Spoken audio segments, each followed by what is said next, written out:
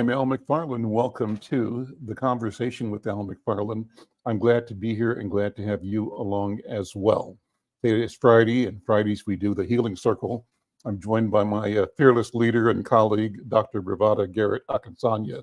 And we talk about things having to do with health, mental health, community, with prosperity, with the fact that we deserve health and we deserve wellness, and we should express it, explore it, achieve it, attain it, and sort of knock down the things that prevent us from being our best selves.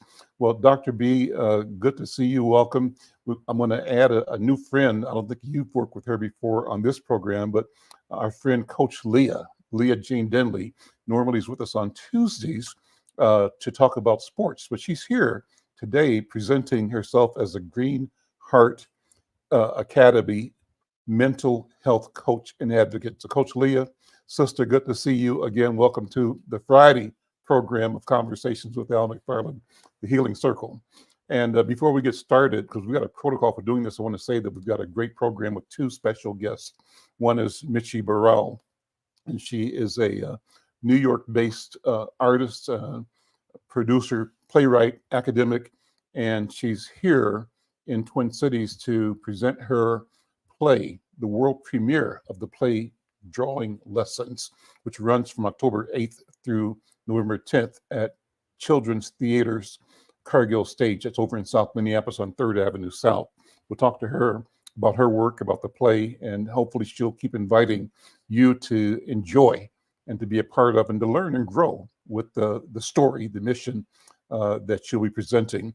Also here is a good friend and a strong voice in the community, in the entrepreneurial community, and in the political and social cultural community. And that's my friend Tommy Beavis. He's the owner, entrepreneur of the Caribbean restaurant, Pimento, the Pimento System, I'm calling it. He's got a bunch of restaurants and more coming is what I understand. And he'll be talking about that. But he's really here as a surrogate for the Harris Waltz campaign. So we'll be talking politics and we'll be talking jerk chicken as well. So it's going to be a good show. Let me begin though. Two things. One is we stream this program live on two YouTube platforms. One is for Insight News, another is for Black Press USA. We stream it on Facebook on 2 or 3 different channels. We're also streaming live to LinkedIn and to Twitter. And no matter where you are, we want to thank you for connecting with us. We want you to help us grow our engagement and our audience, our friends.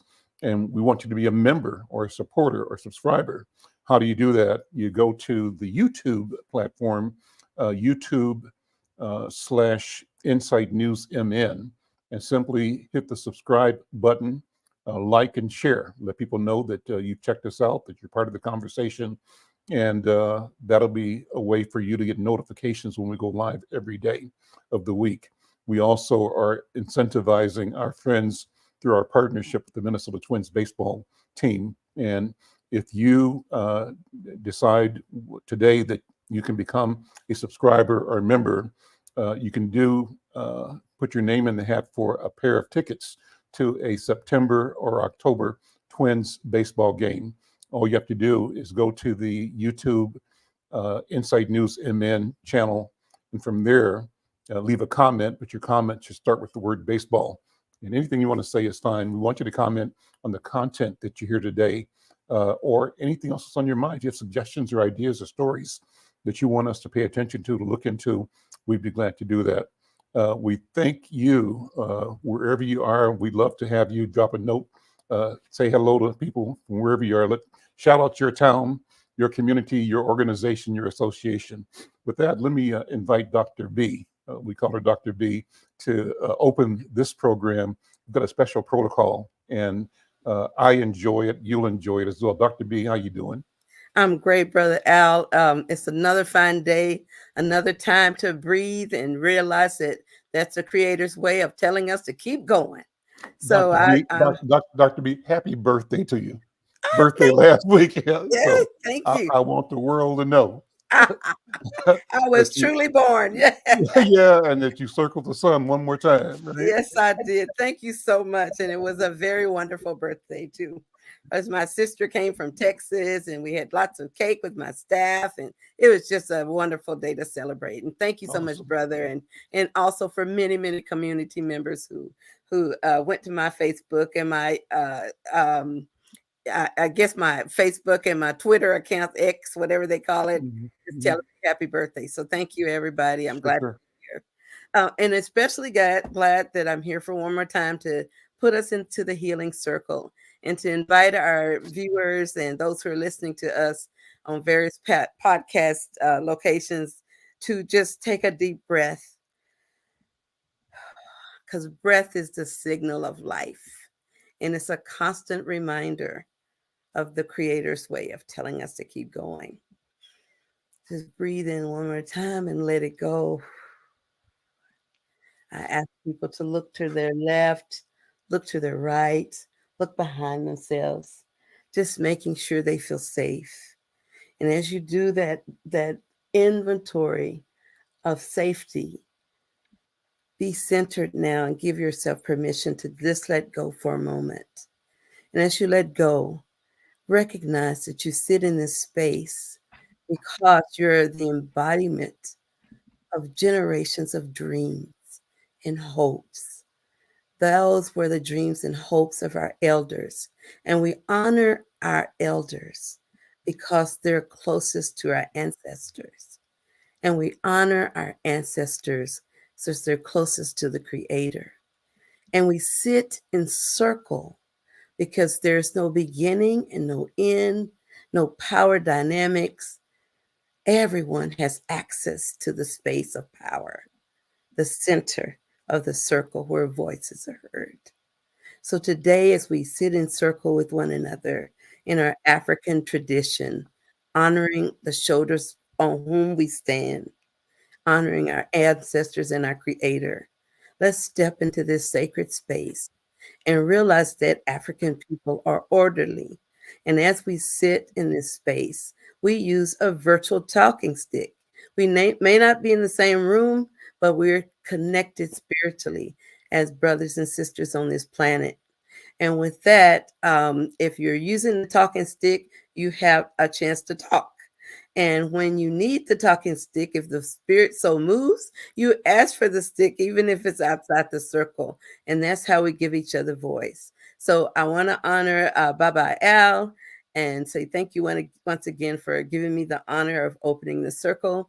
And here's the talking stick to you. Baba Al. Well, thank you, Dr. B. Let me hand it to Coach Leah. Coach Leah, what's on your mind this morning? What thoughts, what feelings, what lessons do you want to share? Thank you so much for having me today. And I want to say that, being in the health and wellness space and being invited to this community today means a lot to me. I've always been obviously as an athlete and as a coach, always been mindful of wanting to model a healthy, active lifestyle. Um, Being that it's something that needs to happen when you start early, that it can be a lifelong journey, right? And so, but one of the things that, or I shouldn't even say but, and one of the things that I learned, especially probably right before COVID, is that our mental health is something that has to be intentionally talked about in alignment with our physical health. And that's something that, I've known, but haven't had necessarily the language or the package to be able to get people to understand that it's something that cannot be separated from the other, that everything has everything to do with everything, right? and so I was on a journey during that time. I first became a part of Yana Van Zant's inaugural spiritual warrior in training uh, cohort. And so that was a huge honor. And so I'm a spiritual warrior. And shortly after that, I had the opportunity to become a mental health advocate through the Green Heart Academy, which is based out of the DMV area. And during that time, I was just had the opportunity to be equipped to be able to spread that information, and now have it kind of threefold, I should say, that it's healthy lifestyle, being active, but also being in tune with what's happening with your inner self, and be able to identify where there might be some instances where we could provide support there as well. So I'm honored to be here, and yeah, just excited about just having there be a definite correlation between sports and mental health. Mm-hmm. Awesome. Awesome. Well, I'm glad you're here, and thank you for all the leadership and the stories that you provide, the direction that you give us. Let me move the program to our first guest, and that's Michi Burrell. And if I'm saying the name incorrectly, you'll correct me, please, Michi. Well, first of all, Michi, welcome to the conversation. Let's bring you on screen, and you can tell me now how to properly pronounce your name. It's Michi Burrell. Michi Burrell. So good afternoon. Welcome to the conversation. And to our viewers and our other guests here, Michi Burrell is the author, the creator of a highly anticipated world premiere play called Drawing Lessons. It was co-commissioned by Ma Yi Theater Company and Children's Theater Company. It's being directed here in Twin Cities by Jack Tamburi, and it's based on an original conception by Burrell and Tamburi. And so when you go to children's theater to watch and witness and participate in the presentation of this work, you're promised that you'll be experiencing the energy of a graphic novelist's imagination at work.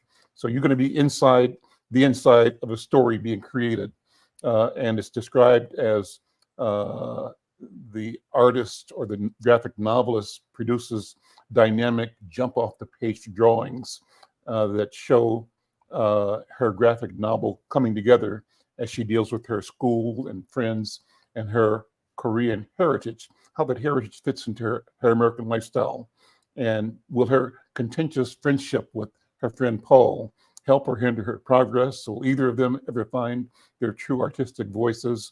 This is a play that will get you drawn into an innovative story that magically takes place both on stage and on screen. Well, that's enough of me talking about it. Michi, welcome. Let me have you explain what all that means. What's going to happen, and what's the source of this story? Thank you so much. I just want to thank you for inviting me into your show, and being here with everyone is such an honor.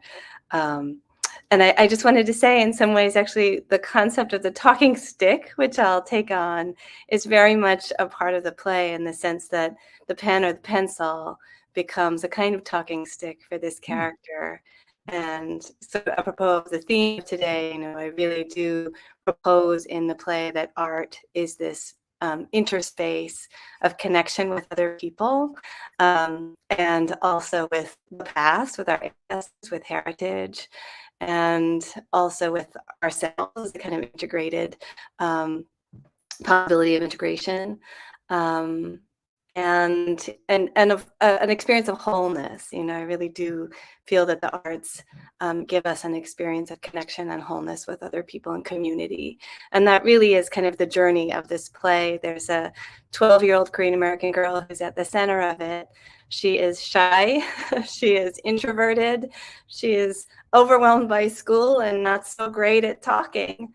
But she has a way of seeing the world, of apprehending it, and of rendering it on the page that kind of takes her into a journey of becoming an artist, of becoming a comic artist, and of really finding a voice for herself and for her community. It is a multicultural community. It's kind of a love letter to the diversity of Minneapolis. A lot of her friends are immigrants from the Hmong and Somali American community, It really celebrates the ways that immigrant kids connect to each other as people who are bringing and interweaving different aspects of culture together and redefining really what it means to be American today. The play is set in the 1990s, though, I will say that. So if you're a millennial and you miss thinking about what it was like to be in the middle grade era in the 1990s, mid 1990s, then I think all of the references will be incredibly fun for you. Part of the heritage that we celebrate is that of the 1990s in Minneapolis, and all the TV shows and songs and cultural materials that you may have encountered during that time. Let me take a minute, Mishi, to talk about you, and I've got notes here that I'll be sharing. The notes say that Mishi Burrell is a New York City-based actor, playwright, and academic. And as an actor, she's appeared in new plays by Julia Cho, by Philip Kahn, Gotanda, A.R. Gurney, John Guar, Naomi Lizuka, I think it is, Izuka, and a bunch of more people. There's a whole list of people that she's worked with that I'm not going to read all the names because they'll be unfamiliar to you. They're unfamiliar to me. But she's done a dance theater piece called Rescue Me that was produced at the Ohio Theater by Ma Yi in 2010. Her adaptation of Peer Gynt, entitled Peer Gynt and the Norwegian Hapa Band, also produced by Ma Yi, premiered in 2017, I think. You can tell me if that's right, at the Art New York Theater. And then recently she co-wrote the short film Sophocles in Staten Island and its follow-up Odette's in Staten Island with Sung Renault, another work that's directed by Jack Tamburi. And the current project, we're talking about it today, Drawing Lessons, is a commission through the Mellon Foundation's Generation Now program, and it premieres here, as we said, in October. Mishi holds degrees from Stanford University, a bachelor's degree, and then master's degrees from New York University, and also a PhD from Columbia University. She's taught at Columbia, New York University, and MIT. She's currently full-time faculty in theater and performance at Purchase College in New York. And so, Mishi, so impressive and so pleased to have you here sharing. Tell us about your own personal story growing up and how you became the artist, the academic, the playwright, and the human being that you are today. And in the process, tell us about the human being, Mishi. Oh gosh, that's so sweet. I grew up in Toronto, in Canada, which I always think is a little bit like Minnesota adjacent, in that we have kind of our Ontario Nice, our version of Ontario Nice. And I'm the daughter of immigrants and I grew up with a brother with a developmental disability. And so what I like to say is that I grew up in this world where everyone spoke English in their very own way. And it really made me attuned to language and also the kind of idiosyncrasies of language. This writer, Asian American writer, Kathy Park Hong, has this essay called Bad English, and it celebrates all of the kinds of Englishes. You know, we always think of American English as English, but in fact, there are so many global Englishes, and the kind of special cadences and creativity of English as a language spoken all over the world is always really interesting to me because of that. And so when I went to college, I came to the US for college, and I was incredibly lucky. I studied in an interdisciplinary program. And I think that's something that's been a theme for me for all of the theater projects that I've worked on. I'm really interested in interdisciplinarity. So I studied modern thought and literature with a theater focus, had amazing professors, Harry Elam, who's an incredible scholar of Black drama, and Alice Rayner, who's a phenomenologist. They really gave me new ways of thinking about what theater was doing and could do. And then I trained as an actor. And I worked predominantly on new plays at this incredible, really exciting moment in Asian American playwriting, when all kinds of people were beginning to tell stories that had never been told on stage before. In I mean, there's a huge legacy, right? We all stand on the shoulders of first Mhm. and second wave Asian American writers. What happened at the time that I was coming up is that there was just like suddenly this like wave of many, many voices, a plurality of voices. And so you started to hear more and more stories, diverse kinds of stories. And being in those plays taught me a lot about the developmental process of making a play. I also married a playwright, which kind of helped. And I began to think about, as an actor, sometimes you wait for people to give you a job. Mhm. You have to audition. There's a sense, a little bit of powerlessness. And I turned to writing as really a vehicle to be able to kind of make my own work, and to metabolize materials in my own way. I also went back to school at the same time, and there's a kind of beauty of going back to school when you're a little bit older, because you really appreciate and look at things from a different perspective. There's a book I love that I always recommend by Nell Painter. She's this incredible historian at Princeton. She wrote an amazing biography of Sojourner Truth that actually she's redoing now in 2024. There's a new biography that she's written. She went to art school after she retired as this like eminent historian. And there's just something amazing about being a little bit older. Mhm. So I think that allowed me to really kind of think about what I was studying in school and to marry that with what I had experienced in the field and to really start trying to make work across disciplines. That's why I started with the dance theater piece, and then we moved to this kind of rock musical. And that in many ways is that rock musical, which was a commission from Mai, which is a theater company dedicated to the work of Asian American artists and really gave me a home as an actor and also as a developing writer. I cannot overstate how important these small theaters of color are to emerging Mhm. artists of color. It was like a lifetime of being mentored by producers and directors and people who just believed in our voices. So it was just incredible. And so Mai commissioned this piece, and we loved working together so much, Jack and I, with our lead actor, Matt Park, who is in drawing lessons. He plays the character of Matt. It's a play that a character that I wrote for him specifically. And he grew up in Minneapolis, which is why the play is set in Minneapolis. And we really wanted to keep working together. And it was Jack's idea to do something that would incorporate the kind of magic of live drawing, of watching something being created in real time. And then I brought the sort of notion of like a graphic memoir, dedicated kind of like a middle grade graphic novel to the table. And that's kind of how we began to work on the piece in association with Mai.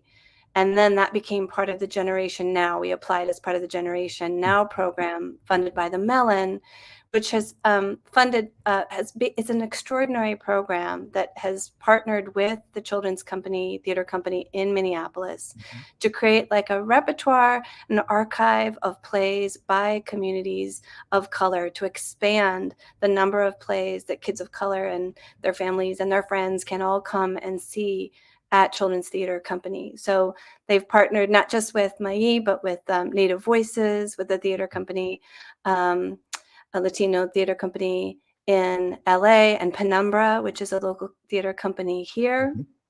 And so we were just incredible beneficiaries of this program that helped us to really develop this idea through workshops, which was and with actors, which was a really remarkable opportunity.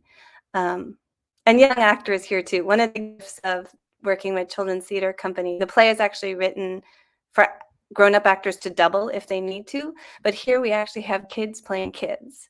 And they're amazing. They go to school all day and then they come to us at 4:30 and they're in rehearsal until 9:30. And I'm always like, shouldn't you go home? Yeah. It's time for you to go to bed. But they are just warriors, and we try to take as good care of them as we can, because they're really precious to us. Yeah.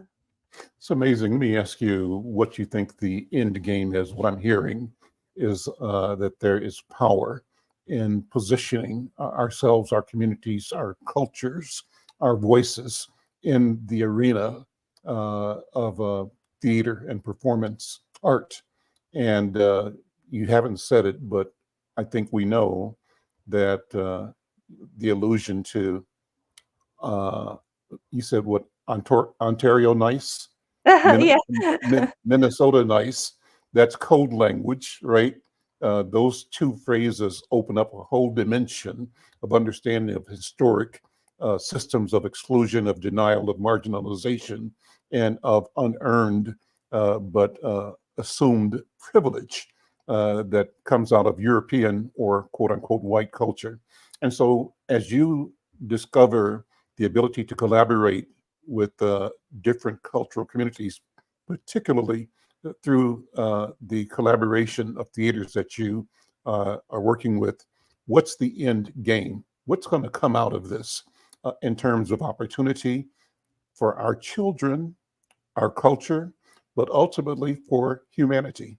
It's a big question. What do you think? That is a big question. I mean, I think two things are important. One is that it's important in the process itself to have as many kinds of perspectives and voices, a diversity, plurality of people in the room. So one of the incredible things about the Generation Now Commission is that all the theater makers from all the theater companies from historically underrepresented communities were able to participate in convenings where they could get feedback from each other, where they could just talk about what was going on for them, where they could talk about the difficulties of making work, right? Mm-hmm. Whether that's just as a person of color living in the world today, or if that's just, what it means to be an artist and trying to figure out how to make ends meet and still find time to write or act or whatever it is. So the process, I think, is a huge piece of this, because if we don't do this work ethically, and if we don't do this work inclusively, if we don't give everyone a seat at the table, then what we earn at the end of the day, no matter how good it looks, is somehow empty. So for me, it's the process of collaboration is probably the most important piece of this. Listening to younger voices, listening to the voices of the illustrator. We have people involved in the project from all racial backgrounds, all abilities, all kinds of gender expressions. So it's that piece of it is really important to me. And then I do think, did I lose the thread of what I was going to say? I think in terms of representation in the theater, that it's so important for us to see ourselves on stage. And so I want to put as many people on stage from as many different backgrounds as I can. I grew up in a multiracial, multi-ethnic community, as many of us have. And I wanted to put both the complexities of those relations, including the microaggressions, including all of the difficulties, but also the joy of that, the possibility for a kind of interspace, particularly through art, right? That we all look at things differently, we all experience things differently, we metabolize things differently, and all of those expressions are important. And so I think for me, I do ascribe. I'm incredibly excited about our presidential candidate, who would be our first Asian American and Black woman in the office.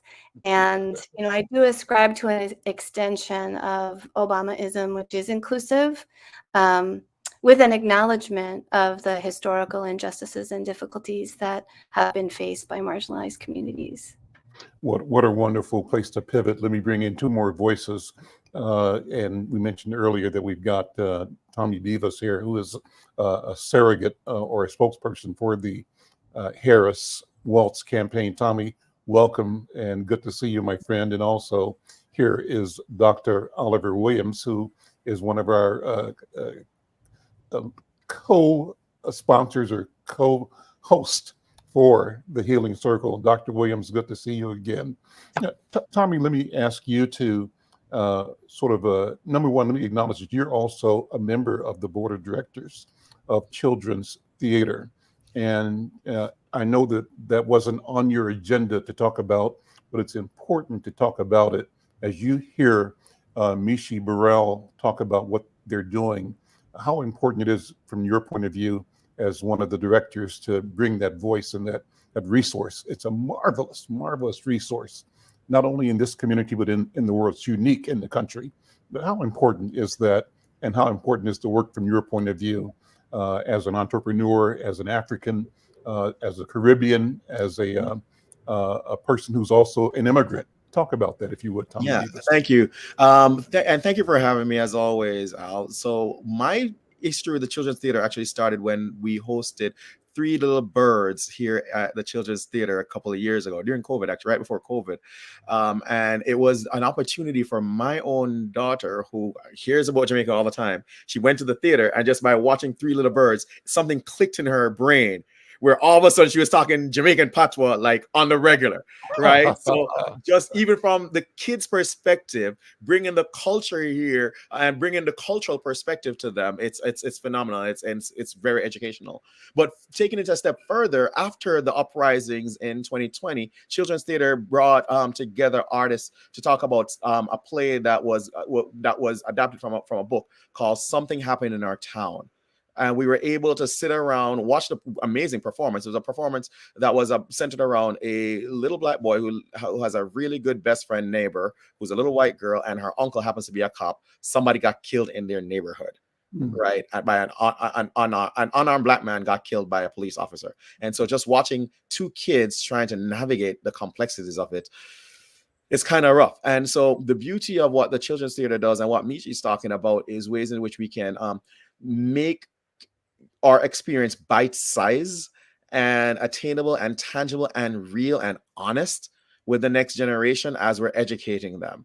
And so, Michi, I'm so proud of you and the work that you're doing. And we couldn't be more honored to have you at the Children's Theater. And I'll definitely be there on opening night. And I encourage all of our community to come out to the Children's Theater and learn about these things, because it's not just about the fun, cutesy stuff, but usually there's a little nugget of education, cultural education in these performances. Awesome, awesome. And you hear Tommy Beavis to talk about the Harris Waltz campaign. What is the work that you've taken on to generate awareness and enthusiasm? What's your mission as a surrogate? My mission as a surrogate is to be out there speaking to our community about the economic opportunity, right? And so we talk about every day about economic liberation. How do we get our own black banks? How do we support our black businesses, right? And so now here we have an opportunity with a candidate who's actually seeing us and recognizing the importance of small businesses in America. And the reason why I got on board is they're speaking directly to the issues that I face as a business owner. Right. And so when they talk about providing $50,000 in tax relief for starting a small business, I remember when I started Pimento back in 2012, 12 years ago, I had no money from any bank or anybody else other than my little retirement from my corporate job to invest. And so that's why I started with a $100 tent from Target and my backyard grill. Many others can walk, just show up with an idea and get millions of dollars to start theirs. But that capital accessibility is still not where it should be. And I always say that capital is the last bastion of segregation in America. And so any little help that we can get. So the Harris Waltz plan is moving up from $5,000 to $50,000, tenfold increase in investment to be able to start our own businesses. The other piece that spoke to me is the government red tape, cutting that red tape. Because I'll give you two examples. When I'm building my restaurant, it shouldn't take me 6 months to get a permit to start construction. It shouldn't take me 20 months to even figure out the right questions to ask to get a permit to start construction on a rooftop, right? And I'm planning on building a rooftop at one of our locations, and it took us 20 months and emailing with no fewer than 16 city employees just to figure out what questions we need to be asking. And it shouldn't take us that long, that hard, and that much work to get businesses started. And so what excites me is having an honest conversation about reducing red tape, both at the federal and at the local level. Because even from a nonprofit standpoint, a nonprofit is registering their 501c3. It takes a year for the IRS to even acknowledge them. It shouldn't be that difficult, especially for people who are trying to do the right things, especially for people who are trying to build a legacy for their families through business, especially for people who are bringing their community alongside them every single time they're opening up a new business.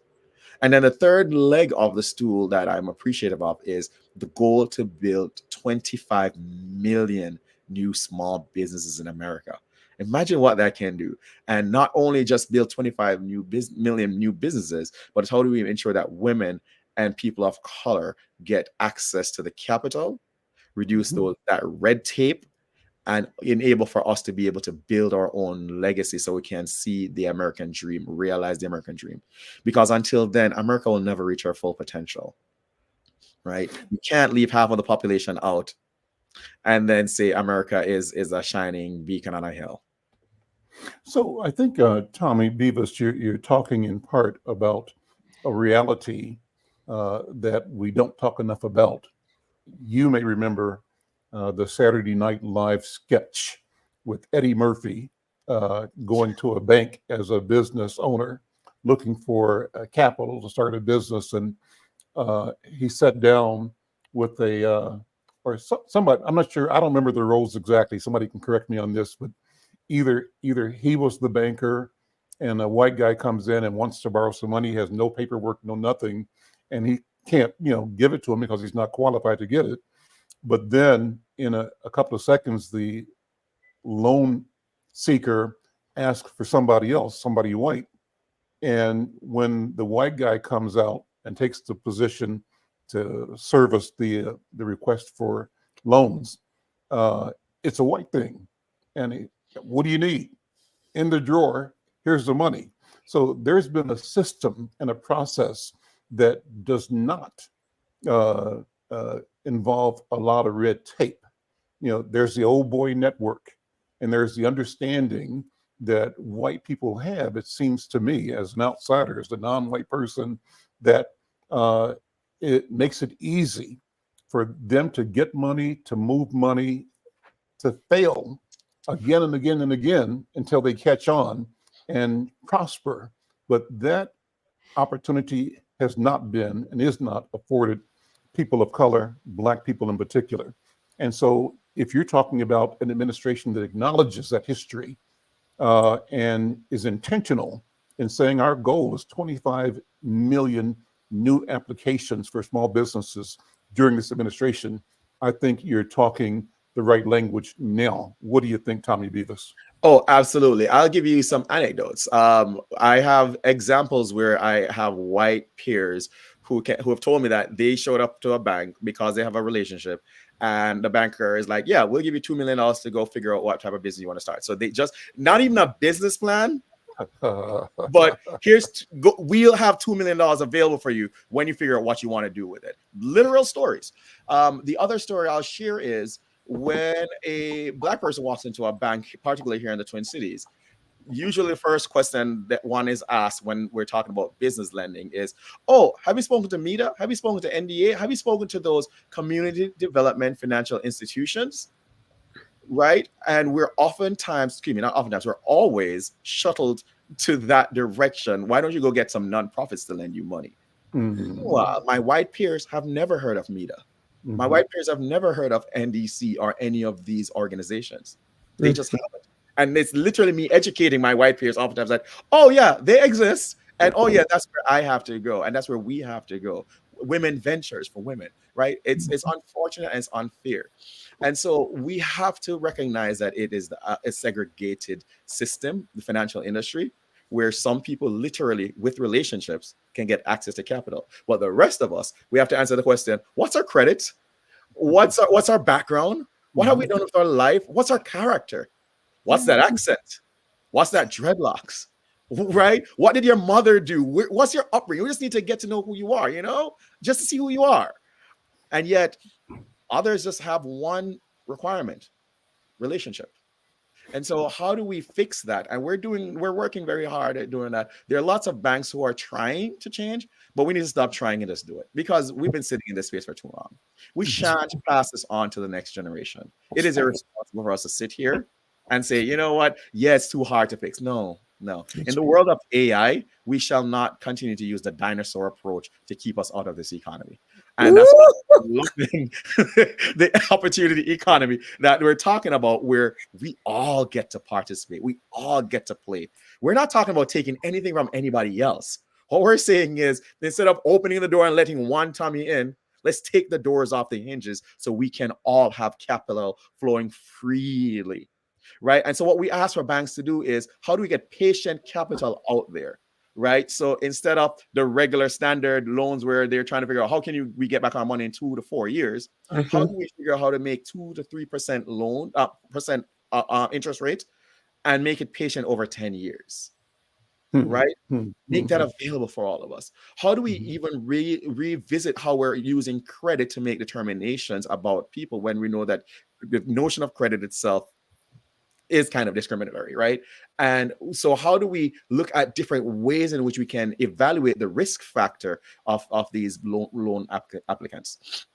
The overall thing that we are learning, though, is they see people of color as risky across the board. And so how do we de-risk people of color?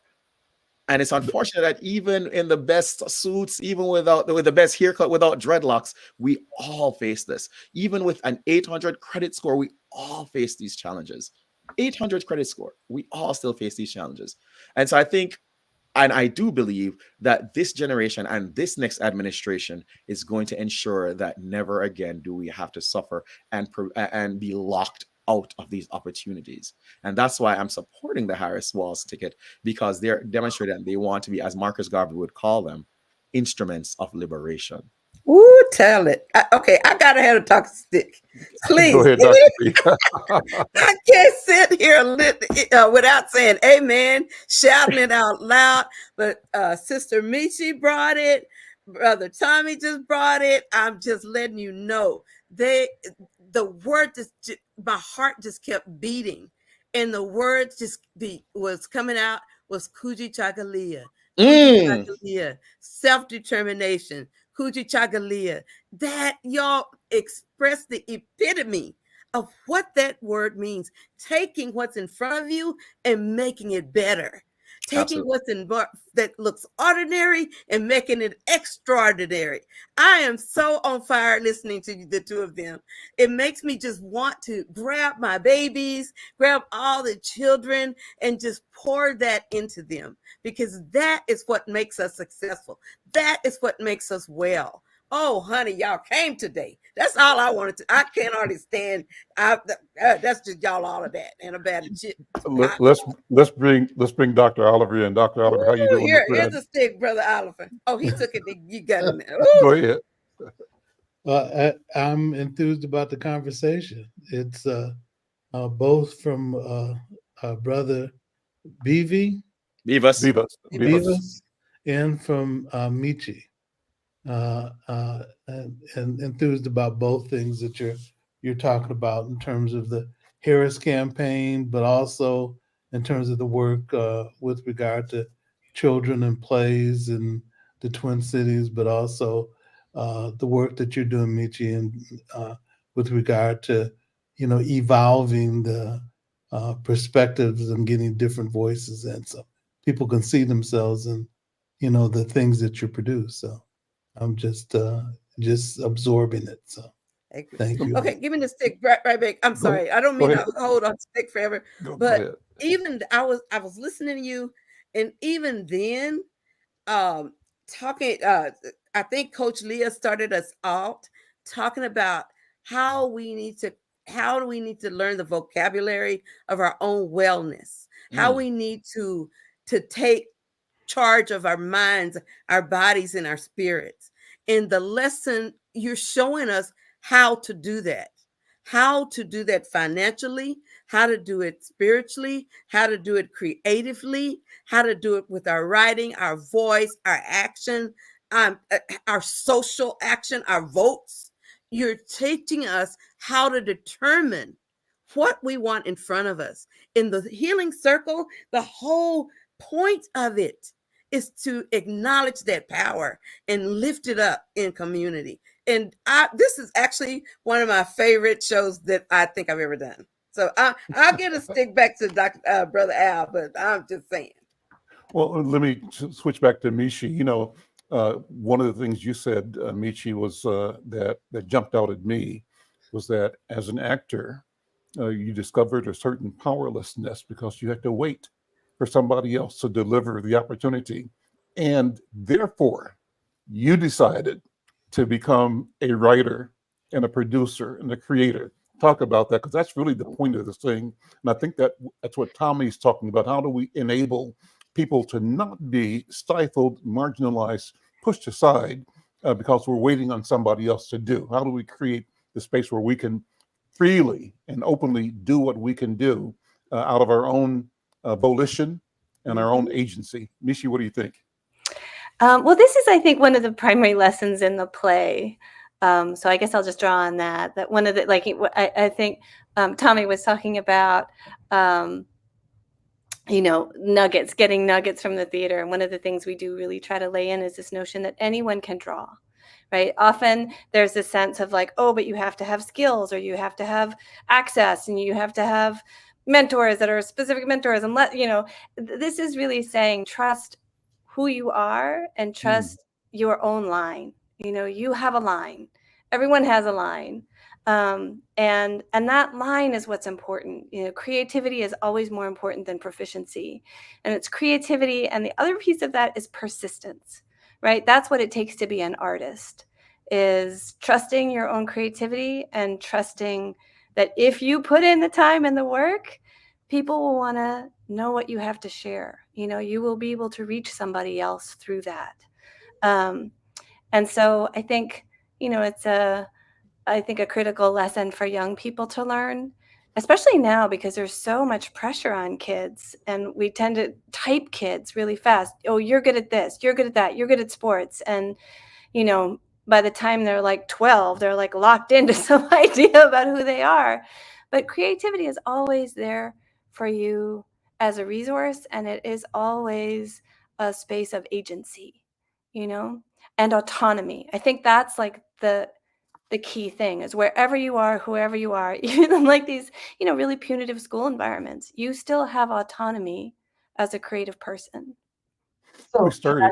talking stick, is this how this works? Go ahead. All right. So I have to jump in because Michi, you said something so important, that we shouldn't have our young people, especially, have to be locked into one thing. And I put in the comments here. I have my own eldest daughter who, before she became a Division I scholar athlete at Columbia University, was an actress. And as a child was going to the Children's Theater for the after school programming that you said, that is all, they are a full school day and then they go over there, but it's because they have a passion. They love that. When our young people tell us that they have an interest in something, as the adults, as the community, we need to be able to push them into activities that will help to, help them to grow in all the aspects of their talents and abilities, not just one. Well, full circle, she now is a professor. She teaches African American literature at Cornell, but more importantly, she's a creative. She still draws and paints and writes. Of course, as she's going through her PhD study, that was one of the things that she talked about a lot, was the fact that still organically, all of these things that helped her to be able to be who she is today and teach, and now be an expert in these other areas, having nothing to do with athletics, nothing. But actually it still does, because again, it all makes sense. She also embodies, being healthy physically, and being healthy mentally as well. And so again, I love what you're talking about, Michi. Again, this is, I peek into these segments as well, but this is probably one of my favorites as well. Well, let me do what I do. We open up with the protocol of acknowledging the elders and the ancestors. And so in that regard, Michi, Tommy, I'd love to have you both take a minute to talk about who poured into you, and sort of take a minute to, if you wish, if you'd like to, give props to those generations and generations and generations of ancestors that created the door that you stand in right now. I see that the moment that you're in is the gateway for eternity. Everything that existed, is here at this moment, and everything that will exist passes through this moment. So what does that look like to you, Nishi? And then Tommy, same question to you. So I'm going to start with my parents, who are immigrants. And I think immigrants are special people, right? Because something makes them move, right? They're movers and they're shakers. And, whether it's sometimes people migrate because they're fleeing something, the conditions that they are living in are oppressive, but that is also, I think, a movement towards freedom, right? And towards opportunity. So for me, I think about the just incredible bravery of my parents and the vision that they had of remaking themselves in a new place, in a new language, among new people. They were an interracial couple. And so I think about also their ability to see across difference at a time very, very close when it was actually not even legal to be an interracial couple. And then, I think a lot about my mom's advocacy for my brother at a time when it was very hard to find access for disabled people and people with cognitive differences, at a time when it would have been very easy to institutionalize him. She kept him at home. She advocated for him. She really was very clear about the significance of education as a right for everyone. And so I think that's something that really has stayed with me. And then I just also want to say, I am an educator now, but educators, right? Like all the teachers who see you and the teachers who care about you, I think those are the ones who just really have an incredible imprint, lifelong, like, and you may not even think about it, but I really do think that educators provided for me a model and a door, a key, right? This book, that book, this subject material, this history, right? That is yours. I think that's the thing that I really try. I teach theater history, and what I really try to say to everyone is this history belongs to all of us, and it's like, it's a history that has been told often from like narrow perspectives. It's all of our work to really take that history and expand it, and it's all of our work to carry it forward, to carry its meanings forward. So, yeah. So those are my ancestors too. Like 2,500 years. I had a great teacher at drama school, acting school, who said, don't think of yourself as part of just this little cohort of the people who are in your class. Think of yourself as part of this tradition, right? 2,500 years, 5,000, 10,000 years of people making theater, Our friend Michelle said she wants to acknowledge and hold up her dear mother. She turned 86 years old on Monday and is the daughter of immigrants from the islands of Turks and Caicos and Antigua. Congratulations to your mom, and absolutely, we have to be intentional. Tommy, let me turn to you. The same question. Whose shoulders do you stand on, and what's your sense of lineage that drives you to pursue and achieve the success that you have desired? People often hear me talk about my grandmother, Babaloo. She was a gregarious woman in the heart of Kingston City. We're talking about Bob Marley's Trench Town before Bob Marley landed there. We're talking about Rima, you know what I'm saying? And to see my grandmother, who was from that area, who would have been able to build her empire by the time I came around in the 80s, to where she had her 9-bedroom home overlooking the city of Kingston from the ghetto to the hills, is definitely where what has poured into me. And so even as a kid going to the banks with her in downtown Kingston, we would just go straight into the bank manager's office. The tellers would take our cash and go off to go count it. And so I never even knew about standing in the lines of a bank until I was an adult. And so, and I say that only to say that my experience in Jamaica and experience in understanding how capital and how banking and how money and all this works outside of the US baffles my mind when I'm here saying I don't have access to the same resources my grandmother, a woman, had in the 60s and 70s in Jamaica. I don't have that here in 2024 Minneapolis. Mhm.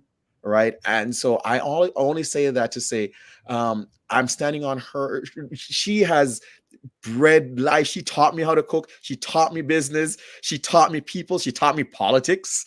Right.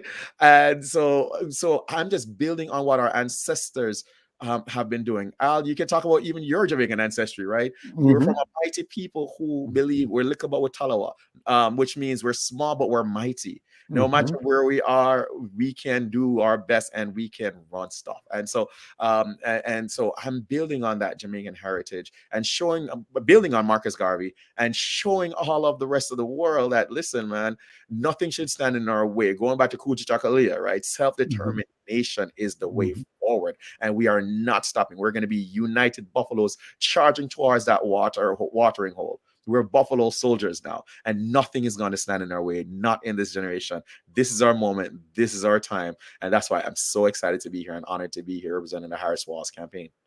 Well, I can't let you leave without talking about pimento, the pimento phenomenon. So let me ask you to take a minute, if you would, Tommy Beavis, to talk about your journey and where you are now and where you're going with Yep. your celebrated eatery, the Pimento chain. Yep. Pimento started with me missing family and friends and and cooking, and people can smell that jerk chicken from blocks away. Neighbors would come over and we couldn't get rid of them. So we took my backyard grill and $100 tent from Target, went around town in Minneapolis at various events, and we got casted for and won a Food Network reality show, Food Court Wars. Got our first location down in Burnsville. Then I left my corporate job, my dream job of managing global corporate relations on 6 continents. And I left that job to go sell jerk chicken on the streets of Minneapolis. We grew into our first location in Minneapolis, which was our second overall location. And then after that, we grew into St. Paul. And now we're at our 3 locations, 2 food trucks. We do catering. We have our sauces in Target. You can buy sauces at pimento.com and at target.com. And we're looking at, in terms of our growth, we're looking at franchising globally, right? Because if you can enjoy it here in Minneapolis, we can enjoy it in Mombasa. We can enjoy it in Beijing. We can enjoy it in Mumbai, And so our goal is to continue to grow this. Imagine what Bob Marley would have done if he had opened Chipotle, and that's our vision. Well, and the precedent is Bob Marley's music. Amen. It's a global asset now. The whole world knows Bob Marley's music, knows Jamaica, and it's amazing that tiny little island, right, has created a language, a lexicon, an experience, an understanding that vibrates with human beings all over the planet. You can go anywhere, any airport, any country, you're going to hear Bob Marley's music. You're going to hear Jamaica. And so the spirit that you're speaking about and from a place, but limitless. And if I could add to that Go too, ahead. though, it's before Bob Marley, or there was Marcus Garvey. Before Marcus Garvey, there was Nanny of the Maroons, the Queen of Liberation. So long before America even had its revolution, Jamaica was defeating the British, not once but twice, as slaves, saying no, no, no, no, no, no, no. And so we had 2 treaties with the British long before America had its revolution against England. And it's because as a people, we recognize that little rock that we call our land is kind of too small for our ambition, right? We are Africans who recognize who we are. And so we're like, no, no, no, no. Even though we're on this little rock, our reach will outlast this rock. And so we can go back to the 1700s where we were saying we're going to be leading on liberation. And so whether it's Africa or whether it's Ireland or whether it's Cuba, people have looked to Jamaica, looked to reggae, looked to Marcus Garvey. Even here in America, right, the civil rights movement was as a result of folks like Marcus Garvey standing up and saying, stand up for yourselves. We're important people. We're important people of important work. Why don't we have our own? And so what we're doing is just building on that legacy that has been within our DNA for generations, for centuries.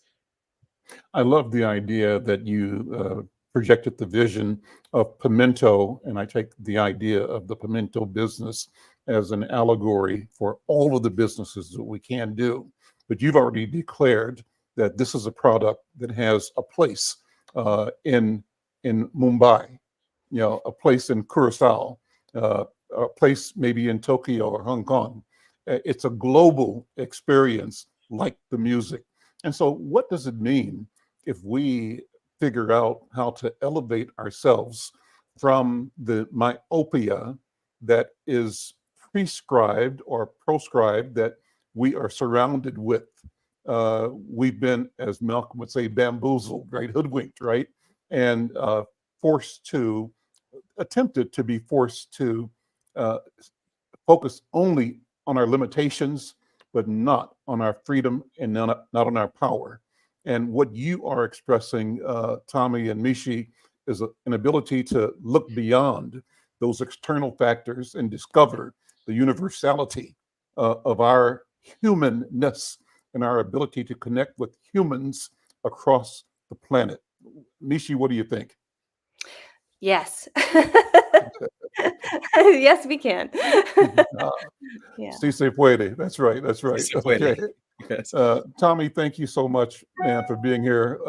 Coach Aaliyah, thank you so much. Dr. Oliver, Dr. B, what a wonderful program. What a wonderful discussion. And those who are listening, thank you so much to our friends, particularly Michelle, for your encouragement. And we just appreciate you. Well, with that, we've come to the end of another program, a great program. We will see you next week. Thank you all. Take care. Bye-bye. Thanks for having us. Thank you.